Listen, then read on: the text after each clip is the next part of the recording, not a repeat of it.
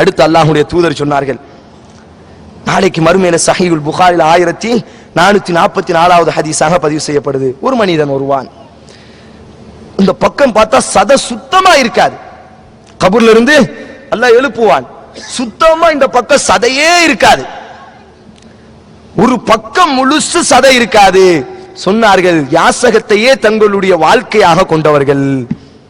யாசகம் கேட்பதையே தங்களுடைய வறுமை வரும் பொழுது, கஷ்டம் வரும் பொழுதெல்லாம் பொறுமையாக சகித்துக் கொள்ளாமல் அல்லாஹ்விடத்திலே முறையிடாமல், அல்லாஹ்வுடைய தூதர் சொன்னார்கள், உங்களுக்கு ஒரு கஷ்டம் வந்தால், உங்களுக்கு ஒரு சிரமம் வந்தால், திருமிதியிலே வரக்கூடிய செய்தி, நீங்கள் அல்லாஹ்விடத்திலே முறையிடுங்கள்.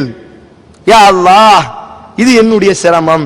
நீங்கள் அப்படி முறையிட்டால் அல்லாஹ் நேரடியாக உங்களுக்கு உதவி செய்வான், அல்லது வேறு ஆட்கள் மூலமாக அல்லாஹ் உங்களுக்கு உதவி செய்வான். நீங்கள் மனிதரிடத்திலே முறையிட்டால், நீங்கள் மனிதர்களிடத்திலே உங்களுடைய தேவையை சொன்னீர்களேயானால் அல்லாஹ் மனிதர்களிடத்திலேயே சாட்டி விடுவான். சஹாபாக்களுடைய இந்த யாசகம் ஒரு முஸ்லிமினுடைய நல்ல அழகல்ல. கஷ்டப்படக்கூடிய, சாப்பிட கூட முடியாத அளவிற்கு முதுகு தண்டுகள் எல்லாம் குனிந்து இருக்கக்கூடிய, முதுகு தண்டுகள் எல்லாம் பலகீனமாக இருக்கக்கூடியவனுடைய முதுகு தண்டை உயர்த்துவதற்கு உண்டான ஒரு பொருள் யாசகம். யார் அதை தொழிலாக செய்தார்களோ, யார் அதை தங்களுடைய தங்களுடைய வாழ்க்கை முழுவதும் யாசகத்தையே தங்களுடைய தொழிலாக ஆக்கி கொண்டார்களோ, அவர்களுடைய முகம் முழுவதும் சதை இருக்காது. அல்லாஹ் சஹாபாக்களை பற்றி சொல்கிறான், லில் ஃபுகரா அல்லதீன உஹ்சிரு ஃபீ சபீலில்லாஹ். நான் சொன்னா இல்லையா, ஒரு பேரித்தம்பளம் கூட இல்லைங்க கைபர் யுத்தத்துல. உண்மை அதுதான். அந்த சஹாபி சொல்றாரு, இலைகளையும் புல்லுகளையும் நாங்கள் சாப்பிட்டோம், நாங்கள் பாத்ரூம் செல்லும் பொழுது ஆட்டு புழுக்கை போடுவதை போன்று போட்டோம். அப்படிப்பட்ட வறுமையில இருக்கக்கூடிய சஹாபாக்களுடைய தன்மையை பேசுகிறான். லில் ஃபுகரா, அவர்கள் பிச்சைக்காரர்கள் தான், அவர்கள் ஏழ்மையானவர்கள் தான். இல்லதீன உஹ்சிரு ஃபீ சபீலில்லாஹ், அல்லாஹ்வுடைய பாதையிலே சென்று சென்று சென்று தங்களுடைய கவனத்தை அதிலே செலவழித்ததினால் அவர்கள் ஒரு யாசகர்களாக போன்றுதான், அவர்கள் பிச்சைக்காரர்களை போன்று இருப்பது. அவர்கள் அப்படித்தான். சஹாபாக்களிடத்திலே காசு இல்லை, சொத்து இல்லை. ஆனால் வெளியூரில் இருந்து யாராவது வந்து அவர்களை பார்த்தால் யஹ்சபுஹுமுல் ஜாஹிலு அக்னியா, அவர்கள் பணக்காரரை போன்று இருப்பார்கள். தங்களுடைய தோற்றத்தால், தங்களுடைய முகத்தை, தங்களுடைய அந்த சூழ்நிலையை ஒரு பொழுதும் அவர்கள் காமித்துக் கொள்ள மாட்டார்கள். எப்படி? ஒரு சஹாபியை பாருங்க, ரசூலுல்லாஹ்ட்ட வாராரு. ஹிஷாம் இப்னு ஹக்கீம் இப்னு ஹிஷாம் என்ற ஒரு சஹாபி, ரொம்ப வறுமை. சஹீஹுல் புகாரில 1472. இந்த சஹாபி அல்லாஹ்வுடைய தூதர்ட்ட வாராரு, யா ரசூலல்லாஹ், நான் வறுமையா இருக்கேன், எனக்கு ஏதாச்சும் உதவி செய்யுங்க. ரசூலுல்லாஹ் உதவி செய்வார்கள். திருப்பி போவாரு, திருப்பி யா ரசூலல்லாஹ், இன்னும் எனக்கு வறுமையா இருக்கு யா ரசூலல்லாஹ். அல்லாஹ்வுடைய தூதர் சொல்வார்கள், மீண்டும் மீண்டும் யார் நம்மிடத்திலே யாசகம் கேட்கிறார்களோ அவர்களை அல்லாஹ் சாட்டி விடுவான்.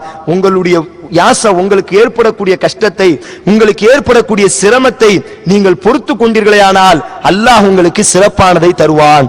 இந்த ஹதீஸ் அறிவிக்கக்கூடிய ராவி சொல்றாரு, அடுத்து அல்லாஹ்வுடைய தூதரிடத்திலே அந்த சஹாபி சத்தியம் செய்தார், யா ரசூலல்லாஹ், உங்களுடைய வாயிலே இந்த துன்யாவினுடைய கஷ்டத்தை தாங்கிக் கொண்டால், இந்த துன்யாவினுடைய வறுமையை தாங்கிக் கொண்டால் நாளைக்கு மறுமையிலே சிறப்பு இருக்கும் என்று சொன்னால், இனி நான் மரணிக்க கூடிய வரை நான் யாரிடத்திலும் நான் எதையும் கேட்க மாட்டேன்.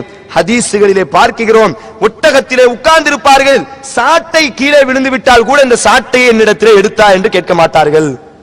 உமர் ரலியல்லாஹு அன்ஹுடைய ஆட்சி காலம், ஹக்கீம் இப்னு ஹிஷாம் வறுமையிலே தத்தளித்துக் கொண்டிருக்கிறார். இதே புகாரிலே அதே ஹதீஸில் வருகிறது, பெரிய ஹதீஸ். வறுமையிலே தத்தளித்துக் கொண்டிருக்கிறார், யுத்தத்திற்கு சென்றிருக்கிறார். அந்த கனிமத்து பங்கு வைக்கப்பட்டு ஹக்கீம் இப்னு ஹிஷாமுக்கு கொடுங்கள் என்று சொல்லப்படும் பொழுது ஹக்கீம் இப்னு ஹிஷாமுடைய வீட்டை கொண்டு கொடுக்கும் பொழுது தேவையில்லை, பிச்சைக்காரராக ஏழ்மையிலேயே வாழ்ந்தார். அந்த ஹதீஸை பார்க்கிறோம்.